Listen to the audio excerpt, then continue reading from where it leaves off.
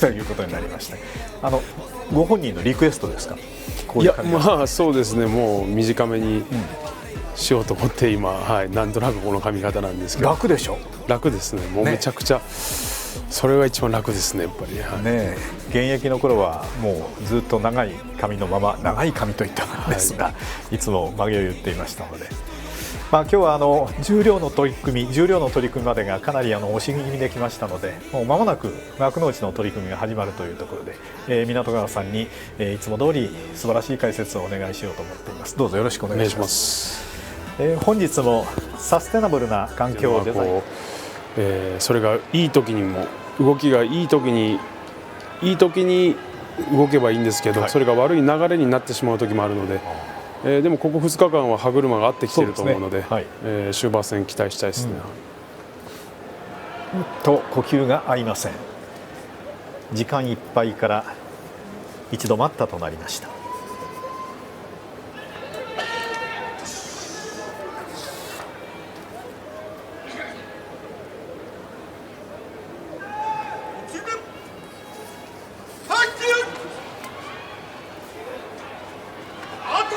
低い体勢での押し合い、中に入ったのは翔猿です。翔猿が入って形を作りました。寄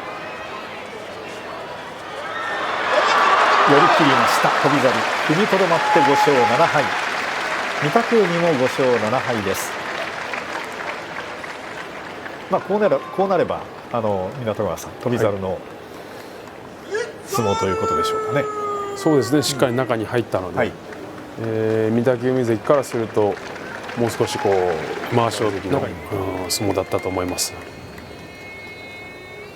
立ち合いは互いにまわしを取る展開ではありませんでしたが、この後中に差していきます。この辺のうまさはね、翔猿らしいですね。そうですね、動きが速いのが目立つ、力士なんですけども、これ中に入る技術もやはりあるので、その辺が今日は良かったと思います。この友風関とかはたきを駆使する力士はやりやすくなると思うんですね。なので、逆に引いてくるっていうのをもう警戒しないで思い通りに攻めようっていうふうにいつも思ってました。そうですか。あまり警戒しすぎない方が結果としてはいいわけですね。警戒すると止まってしまうので、止まると逆にこのはたきも決まっちゃいますので。さあ今日は千代翔馬が右で張って出ました。一気の相撲でした。友風が少し引こうという動きはあったようですが、引く暇もないぐらいの千代翔馬の出足でした。友風が負け越しとなりました。4勝8敗です。千代翔馬は5勝7敗と変わります。5日目に右の腰を打って、足にしびれがあるというふうに語っていた千代翔馬、これはどう見たらいいですか？そうですね、張り差しが、そうですね。いよいよその日が近づいてくる、湊川部屋のスタートが近づいてきているわけですが、かつての奥様の お父さん北天佑関が二十歳山部屋として、行っていたその部屋を、そのまま引き継ぐ形で湊川部屋となる、墨田区に部屋はあります。さて土俵時間いっぱいです。朝紅龍と時疾風です。少し早く突っかけてしまいました時疾風。目に軽い時疾風の対戦です。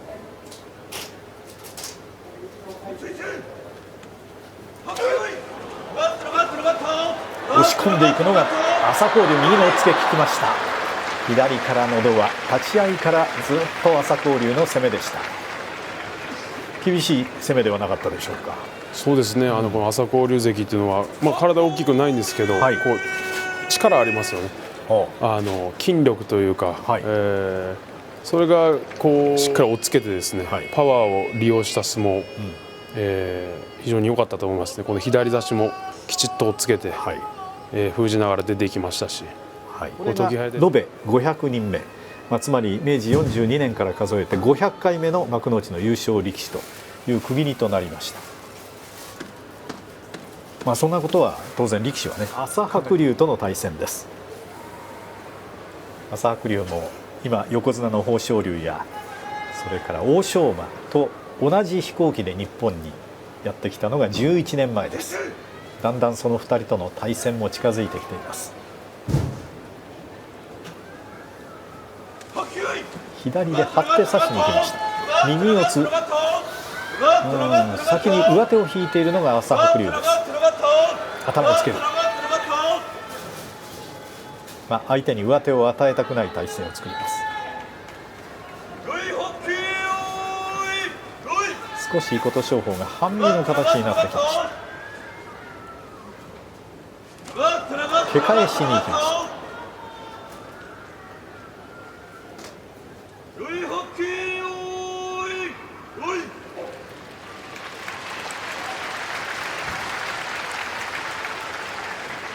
朝白龍も攻めたいんですが、下手がまだ取れていない状況で出し投げを打ちました。勝ったのは琴勝峰です。右の下手1本でしたが、右の下手から、よく体を開いての出し投げ。どうでしょうか、今の技は、攻めるような姿があってもいいかと思いましたが、慎重でした。逆に琴勝峰が出ておいての右からの投げです。途中までは朝白龍関の展開だったと思うんですけど、よくあそこで半身で我慢しながらですね、貴景勝時代、新入幕が平成29年の初場所、9年前ですが、まだ9年前かなと思いますが、14日目にこの場所十両に下がっていた大栄翔との対戦で敗れて負け越しとなってしまって7勝8敗の成績でした。佐藤を改め貴景勝という、貴景勝のしこ名になった最初の場所でしたが、勝ち越すことができなかった。その後大関になる人でさえ勝ち越せなかったという新入幕の時代です。初山と狼雅、初山中に入りましたが、抜いて引きました。さあ狼雅の体勢が良くなりました。外四つです。少し釣りながら軽く釣りましたが狼雅が勝ちました。初山今日も白星はありません。1勝11敗、狼雅は5勝7敗です。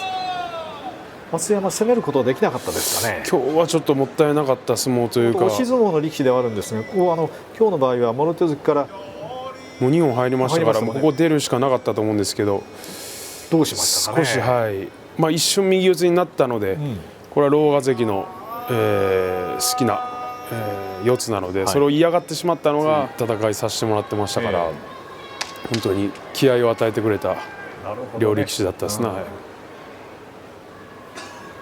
今場所も、動きは相変わらず翠富士健闘していますが、なかなか白星に結びつくかというとそうでもありません。正代も5勝6敗、2人とも5勝6敗で今日12日目。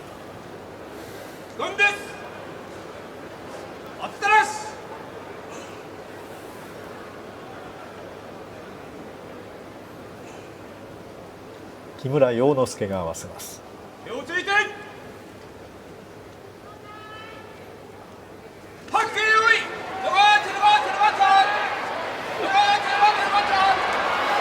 右が覗きました。もう決めるような形でした。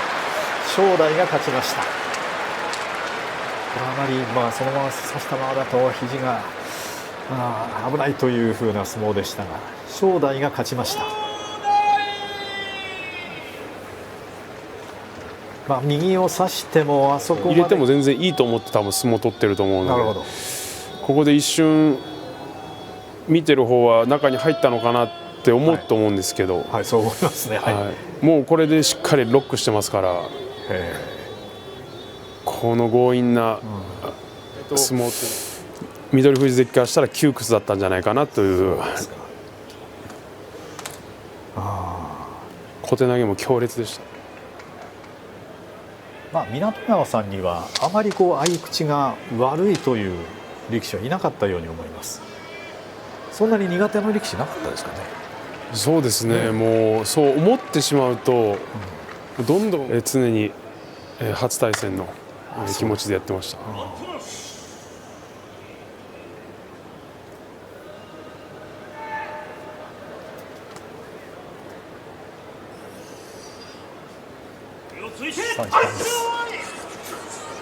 今日は右四つです。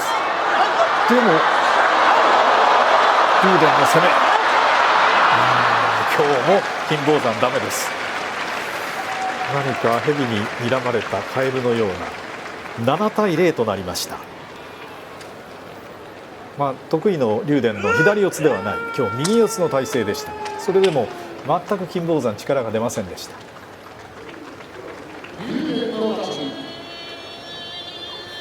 これでどうなんですかね。やっぱ合い口はあるのかなという、竜電関って左四つだと思うんですけど、右差しに今日行ってるので、何かこう、自信があったのが右四つ、これからもこう相手を迷わすというところもどんどん使ってほしいなと思います。さあ今日はどういくでしょうか。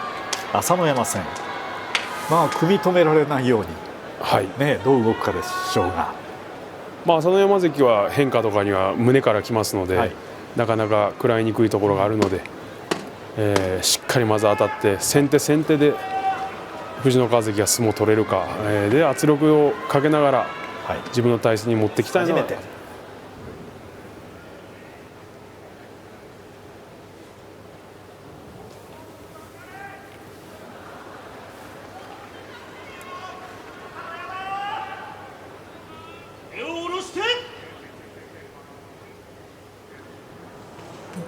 ちょっと藤野川の拳が仕切り線から少し出ていたようで注意を受けました。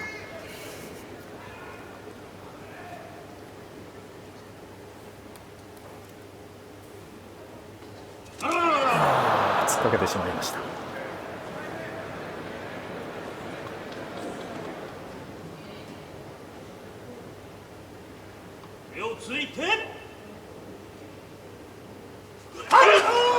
中に入ろうとしていますが突き放しました。朝乃山動いて藤野川、止まってはいけない。押し出しました。朝乃山が勝ちました。自分の前に藤野川を置いて相撲を取りました。動いてなんとか、有利な体勢を作ろうとしましたが、勝ったのは朝乃山、白星を伸ばして9勝3敗、優勝争いの中にいます。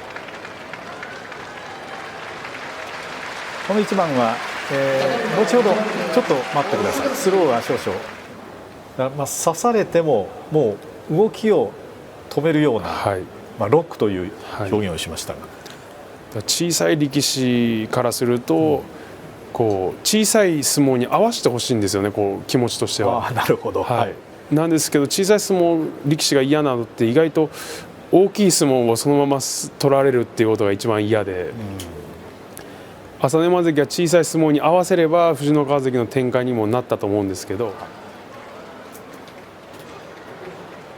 錦富士、本日より休場。したがって大野勝の不戦勝であります。錦富士は頸椎椎間板ヘルニア、胸椎椎間板ヘルニア、首から背中にかけての、骨ですね、その椎間板ヘルニアで、2週間、それから右の肘も悪いということで休場となりました。6勝5敗の成績で今日から休場です。6勝6敗となりました。対戦相手大野勝が不戦勝で6勝6敗となりました。ちょっとね、首から背中にかけてですから、湊川さんもね、首は真っ向勝負で勝てるっていうところを、その凄さに、小さい時の自分はすごいなというふうに見ていたので、おそらく玉鷲関はきっといろんな若い力士たちのあんなふうになりたい、あんなふうに頑丈な体で、2回は豪ノ山が勝ちましたが、その後玉鷲が3連勝中です。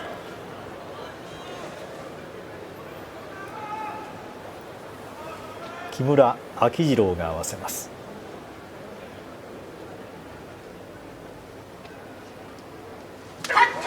いい当たりでした。右から押っつけた。勝ったのは豪ノ山でした。久しぶりに玉鷲に勝ちました。これで玉鷲は負け越しが決まりました。4勝8敗です。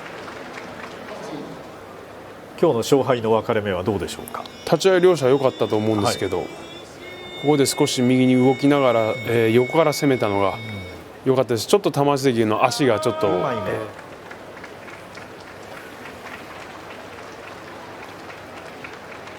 差もあるわけですが、欧勝海は確かに四つ身のうまさもありますし、今おっしゃった引き付けの強さと、引き付けの仕方もうまいですよね、この上手の取り方、引き付け方っていうのは非常にうまいなという。湊川さんの貴景勝時代と同じように新入幕の場所は7勝8敗、2人とも1点の負け越しでしたが、湊川さん、貴景勝は2場所目で11勝4敗、敢闘賞を受賞しました。さあ、欧勝海、まだ優勝争いの圏内にいます。美ノ海は勝てば勝ち越し、前回しを探りに行きましたが、今日も回しは切れましたが、足が先に出た美ノ海、欧勝海が勝ちました。9勝3敗、白星を伸ばしました。今日も一旦左の回しを取って、これが最後は切れましたが、そのまま寄り切りました。ぐらい引き付けが一瞬強かったので、この左のこの一瞬の引き付けですよね。もう腰が浮いてしまったので、最後もう体を預けるだけでも相手が出てまた三役に戻ってですね、そうですね、突き押しの上位といえば、大栄翔関っていうのはまた見たいなというのは思います。埼玉栄高校の大栄翔が、貴景勝関の、先輩です。一緒に高校にいたことはありませんが、そして今ね、土俵下の武隈親方、豪栄道の武隈さんも埼玉栄出身、大関まで上がっていきました。さて、土俵上制限時間いっぱいです。過去は1対1です。欧勝馬と大栄翔です。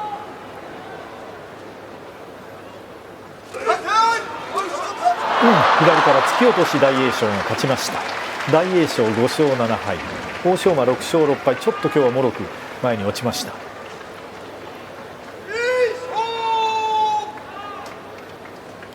今日は大栄翔の本来の激しい突っ張りというのは見る場面が戻って、そしてまた大関を目指す大栄翔の姿を見てみたいと思います。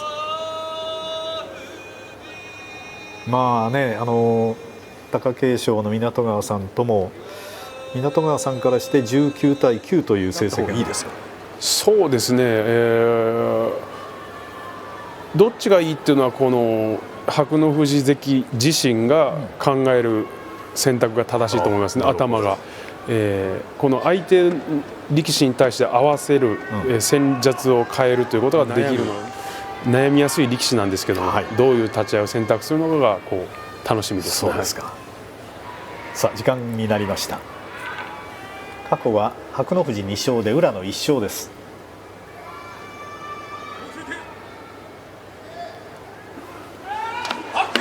左を差しに行きました。なんとか落とそうという白鵬富士ですが、宇良も頭を下げて起きない。引きました、肩すかし。宇良が勝ちました。宇良2勝目。狭い後ろにあまり俵までないところで左から肩すかしを引きました。この低さ、左差せないですよね。これだけ脇が硬くて、膝も低いですから、もう白鵬富士関は差せなかったですよね、左。そうでしたね。そこからやはりこの肩すかし、やはり運動神経抜群なんですけど、宇良関低かったですよね、立ち合いから。この最後のポイントというよりかは立ち合いの。今場所2回目の勝ち名乗りです。2勝10敗。今日の相撲については湊川さん、どう見たらいいですか。いや、ただではやはり右手を使わせてくれないので、みんな、当たりも強いですから、その辺また来場所に向けて、もう今場所からスタートしているので、そうですね、残り頑張ってほしいなと思います。こちら対戦相手一山本、こちらは昨日ようやく2勝目を勝ち取りました。2勝9敗の成績です。7日目の取組後にちょっと右の膝を気にしていた一山本ですが、さあ隆の勝との対戦、まずは押し合いです。ちょっと一山本引いてしまいました。やはり膝があまりよくありません。押し出し、隆の勝が勝ちました。隆の勝3勝目を挙げました。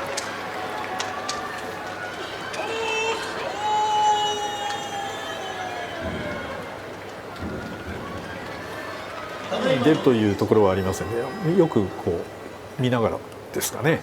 しっかり今日は右手使いましたよね。なるほど。きちっとこの右の威力ある右手をしっかり相手に当てながら、ここも右を使って右で、逆に単純なパワーとか重さっていうのもつけていければ、ぐっとまた一段階強くなるんじゃないかなと見てますね。さあ今日は若隆景との対戦、去年の7月名古屋場所で一度対戦がありましたが、この時は若隆景が右を差し勝って右の下手を取って、当時草野でしたが、その草野にまわしを与えず攻め切りました。寄り倒しで前回若隆景が勝っています。もろ差しを狙ったのか吉野富士、今日もどうやら右四つになりました。ちょっと引いてしまいましたが、左からの若隆景の左からの押っつけが出ます。押っつけて中に入ろうとしますが回り込んだ。休まずに攻め切りました。これはもう若隆景のうまさです。6勝6敗、そして吉野富士も6勝6敗となりました。今日も攻め切ったのは若隆景でした。うまいですね。やはり左からの押っつけもいいですし、見どころのある相撲。ここ差し手争いになりました。そうですね。まず右を差せたのは良かったですね、若隆景関は。ここでよく残ったんですけど、これ向こう側で押っつけてるんですね。ここもよく残ったんですけどね。もう腰の寄せ方がいいと思います。こちら小結の王鵬ですが、埼玉栄高校では、貴景勝の湊川さんの3年後輩ですから、同時に高校にいたということではありませんが、後輩です。中学争いの圏内ということで三役との対戦が組まれました。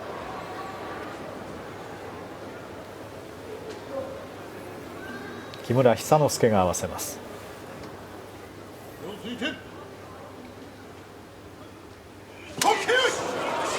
王鵬の踏み込みです。獅司がいなしました。ここは王鵬残しました。誰とも落ちない。叩いたのは獅司でした。獅司が勝ちました。白星を伸ばして9勝3敗。ここまで3敗できている力士は全員今日は勝ってきています。王鵬負けて負け越しとなりました。今日も何かこう理屈ではよくわからない、こう目まぐるしい展開がこの獅司関の相撲なんだと思います。なるほど。これでも引かれてもなかなか落ちないですね。前傾で前落ちないですし、平戸海、若元春西の小結です。制限時間いっぱいです。平戸海東の前頭6枚目で7勝4敗、勝てば勝ち越しです。平戸海という力士は常に攻めの姿勢が表に現れて貫かれています。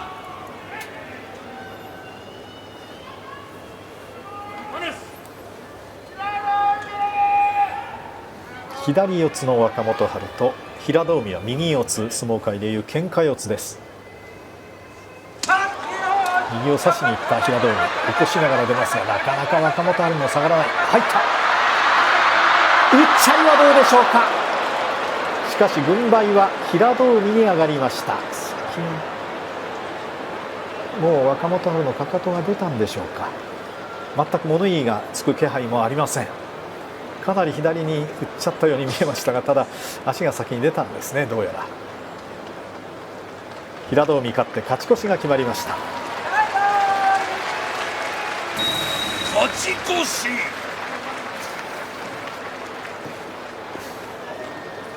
あれ、今頃になってなんと物言いがつきました。これはちょっともう競技は終わりました。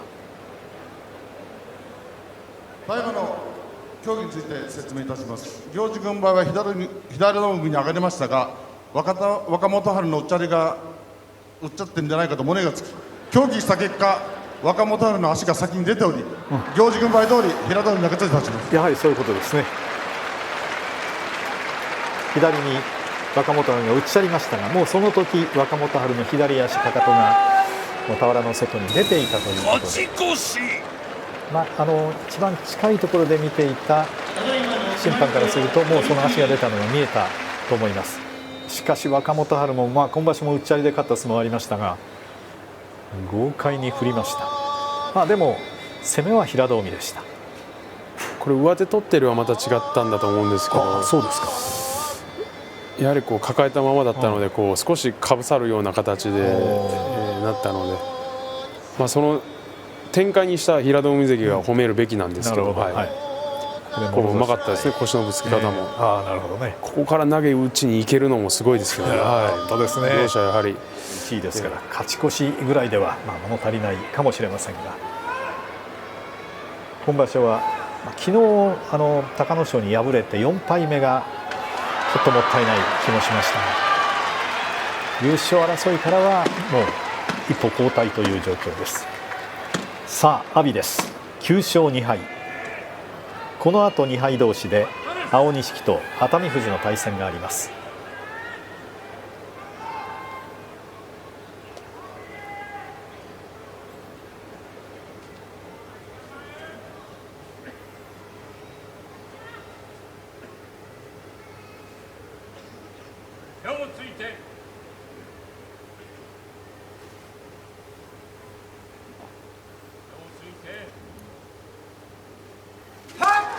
まともでした。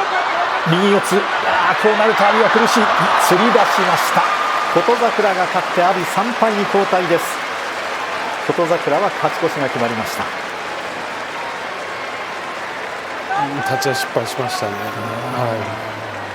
ちょっと迷ったんですが、どうしたんです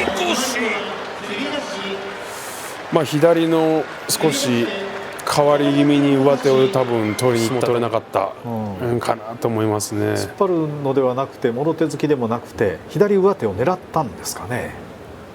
そうですね。もう一回立ち合い見てみないと。立ち合いがちょっと今見えなかったですが、ここ見てみましょう。そうですね。上手取りに右四つでも行ってるので、そうですね。右四つに行くともう琴櫻大関の形になってしまうんですが、それでも上手を取りに、本来左下手で得意ですが、右の下手を取っての相撲で先に崩して攻めたり、あるいはひねり、上手も取って上手からのひねりを見せる場面もあって、前回の対戦去年の秋場所は物言いがついて取り直し、上手ひねりに行った青錦も前に土俵に落ちるという状況で取り直しになりましたが、それでもまた取り直しの相撲も右四つで青錦が勝ちました。右の下手を取ってひねりという展開がこれまでありました。時間です。2敗同士、勝った方が単独の先頭に立ちます。踏み込んでいった熱海富士、青錦も下がらない。今日は左、重たい、しかし右の下手、もろ差し、崩れない青錦、単独先頭に立ちました青錦でした。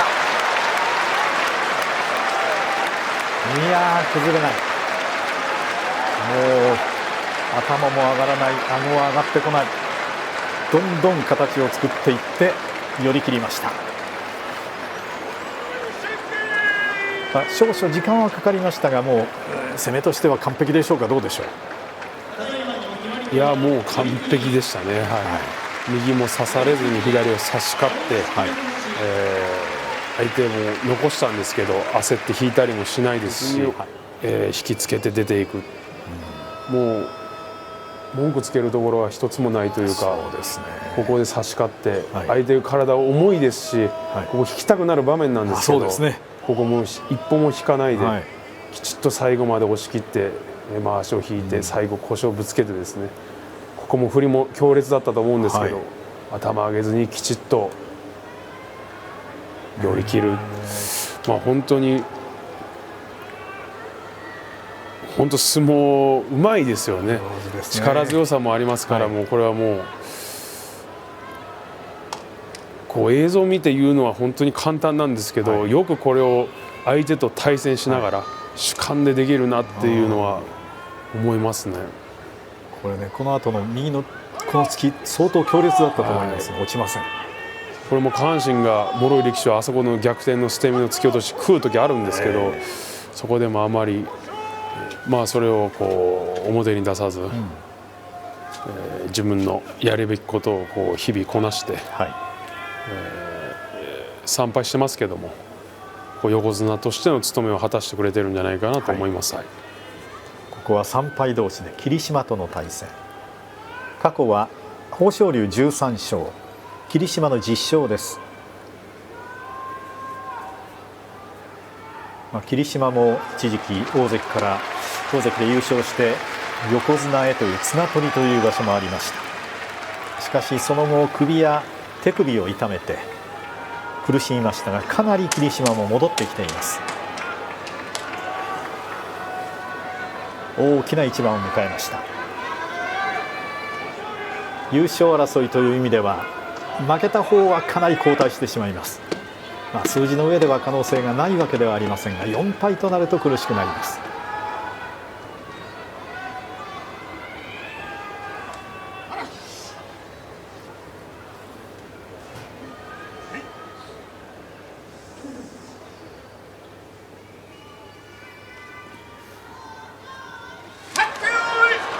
もろ差し、霧島巻き替えにいった。投げも強い豊昇龍ですが、霧島が勝ちました。寄り切り霧島、豊昇龍4敗となりました。優勝争いからは後退。霧島が残りました。今日はもう立ち合いからうまく2本入りました。ちょっと豊昇龍も足取りも精彩がありません。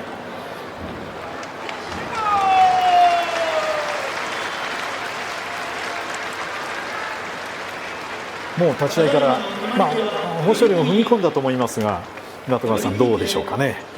そうですね、やはり立ち合い、2本入ったところが、大関ではなく霧島関良かったですね。横綱としたら、どっちかをさせれば相撲できたと思うんですけど、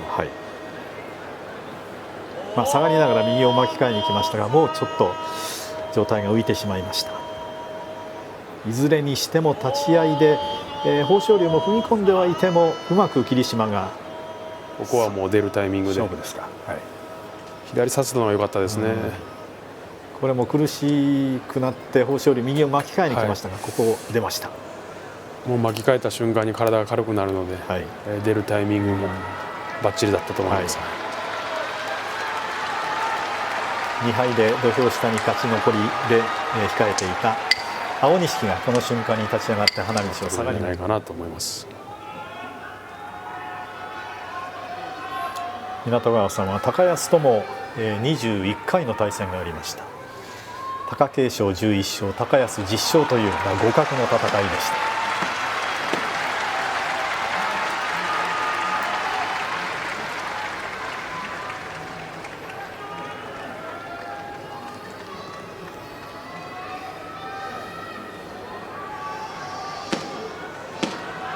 先場所の終盤に痛めた左の肩ですが、そこに何かもうテープを貼ったりということは全く大の里はしていません。左の肩は擦り傷です。2、3日前に土俵下に落ちた時につけたものだと思います。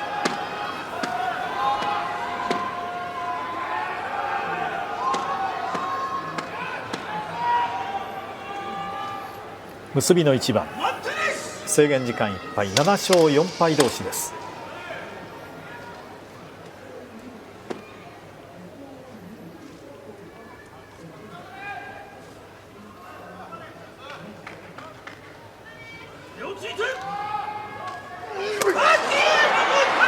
肩から当たっていって左が入りました。高安左が入って引いた大の里、残った。今度は上手を取って、しかし出ていったのは大の里でした。ついていきました。高安が技を仕掛けるんですが、もう後ろがありませんでした。